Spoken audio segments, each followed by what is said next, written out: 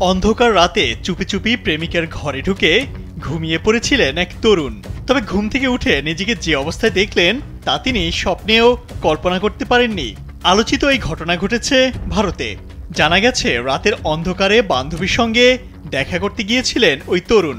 এক পর্যায়ে বান্ধবীর ঘরেই ঘুমিয়ে পড়েন তিনি, কিন্তু পরদিন সকালে বাধে বিপত্তি। বান্ধবীর পরিবারের সদস্যদের কাছে তিনি হাতে নাতে ধরা পড়ে যান। গ্রামেও জানাজানি হয়ে যায়। মেয়েটির পরিবার গ্রামের গণ্যমান্য ব্যক্তিদের ডেকে পাঠান। ঠিক হয় ওই তরুণ এবং তার বান্ধবীর বিয়ে দেয়া হবে। তরুণ প্রথমে রাজি না হলেও চাপের মুখে নতি স্বীকার করেন। বিয়ে হয় তাদের। তবে ঘটনাটি অন্যদিকে মোড় নেয় যখন আরেকটি ফলো আপ ভিডিওতে যুবককে বলতে শোনা যায় তার পরিবার এই বিয়ে মেনে না নিলেও তিনি তার স্ত্রীকে নিয়েই থাকবেন।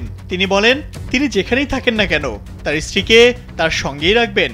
ভিডিও দেখে মিশ্র প্রতিক্রিয়া জানিয়েছেন নেটিজেনরা। অনেকে এই ঘটনাকে রাতের অপ্রয়োজনীয় দুঃসাহসিকতার ফলাফল হিসেবে দেখছেন, আবার অনেকে দেখছেন ভালোবাসার জয় হিসেবে।